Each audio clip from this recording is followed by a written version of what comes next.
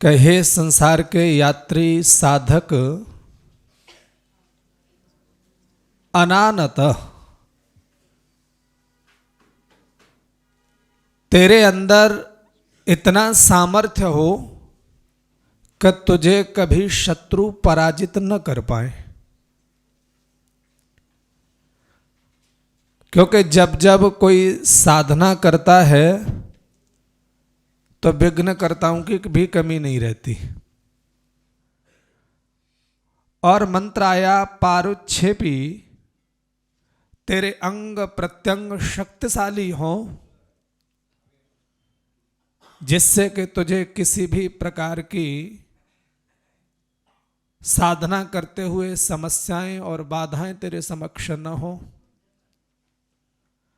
और 1592 में मंत्र में हमारे घरों के लिए 5 बातें बता दी गई। पहला बता दिया त्वम हा त्यत परिणाम। अगर जीवन में शांति चाहते हो, अरे साधना में, भक्ति में, प्रार्थना में, यज्ञ में, भजन में तो तब मन लगेगा जब घर में शांति होगी। घर अशांत है, चाहिए जीवात्मा का घर शरीर, या जिस घर में रहते शरीर ठीक ना हो तब भी मन नहीं लगेगा। बताओ, जिसके घर में कोई शराब पी करके आता हो, कोई जुआ खेल करके आता हो, जिस पर कोर्ट कचहरी के केस चल रहे हो, जो व्यभिचारों में, भ्रष्टाचारों में लिप्त हो, आप उससे कहो कि साहब ऐसा है, आपको साधना करनी है, मन नहीं लगेगा। मंत्र कह रहा है त्वम हा परिणाम। तो इस संसार में उत्तम व्यवहार से धन कमाना। जितने भी व्यभिचार, भ्रष्टाचार हैं, वो सब किसके आसपास में घूमते हैं? धन के। धन की लोलुपता, धन के वशीभूत होकर के ही अधिकतर अपराध किए जाते हैं। पौराणिक जगत के अभी मथुरा से काफ़ी वायरल रहते हैं, सन्यासी हैं स्वामी प्रेमानंद जी।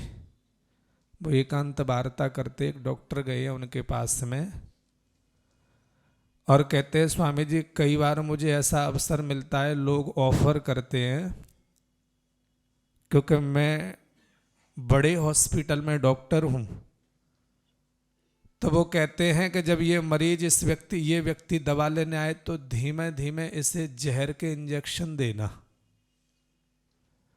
लाखों करोड़ों रुपए ऑफर किए जाते हैं, जिससे कि ये 1-2 महीने में मरेगा तो किसी को शक भी नहीं होगी, और जब ये मर जाएगा तो इसके साथ प्रॉपर्टी का विवाद चल रहा है, वो प्रॉपर्टी हमें मिल जाएगी।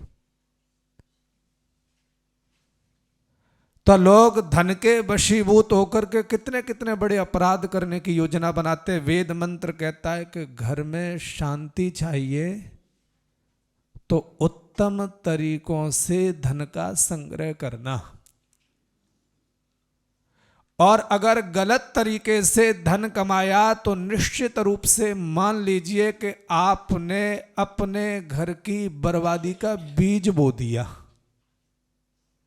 वो बीज कब अंकुरित होगा, कब फलीभूत होगा, और ऐसा करेगा कि समूल परिवार को नष्ट करने वाला बनता है। उदाहरण देख लीजिए, जितने बाहुबली हुए, जिन्होंने किसी का मर्डर किया, किसी के प्लॉट पर कब्जा कर लिया, किसी के खेतों पर कब्जा कर लिया, एक का भी अंत ढंग से नहीं हुआ। सारे के सारे लगभग अकाल मृत्यु मारे गए। जिन जिन नेताओं ने भ्रष्टाचार किए, आज उनके घरों की स्थिति देख लीजिए। आप कल्पना करें कि जिन्हें 10-10 केस में सजाएं सुनाई हुई हैं, हर सप्ताह उन्हें कोर्ट कचहरियों के चक्कर काटने हैं, क्या मनोस्थिति होती होगी? इसलिए गलत तरीके से कमाया हुआ धन कभी भी शांति नहीं दे सकता। दूसरी शर्त वेद की है, मात्र भी स्वेद में सम आ मर्जयसी। मात्र भी शब्द आया है गौओं के लिए। प्रभु मेरे घर में गौएं हों, और महाभारत के समय तक गौ को संपत्ति के रूप में देखा जाता था। जिसके पास जितनी गाय है वो उतना ही संपन्न माना जाता था। और आज भी जब बेटी का विवाह करते हैं तो गौदान की विधि होती है। घर में कोई उत्सव होता है तो ग्रामीण परंपरा में भी धन नहीं देते, उसे पशु देकर के विदा किया जाता है। वेद कह रहा है कि हमारे घर गौओं को रखने वाले बने। गाय से, गोबर इत्यादि से घर की शुद्धि होती है। दूध पीने से तन और मन की शुद्धि होती है।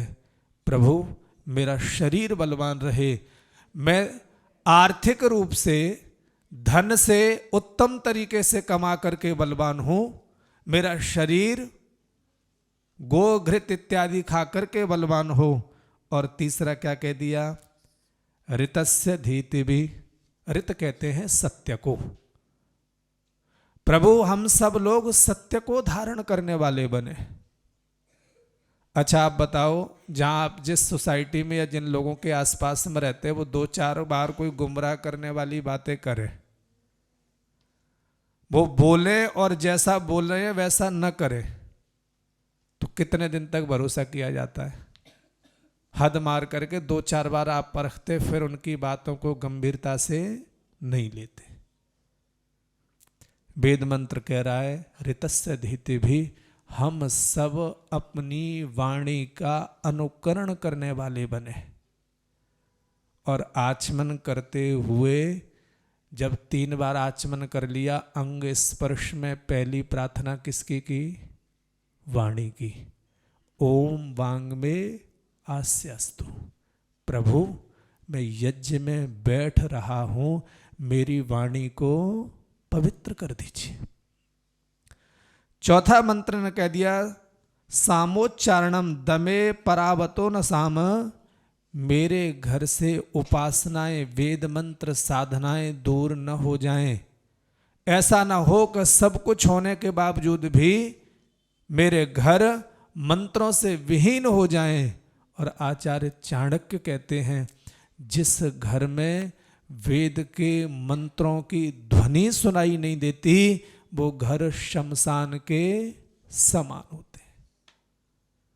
प्रभु मेरे घर पवित्र रहे, मैं आपका स्मरण कर सकूं, इतना सामर्थ्य मुझे देते रहना।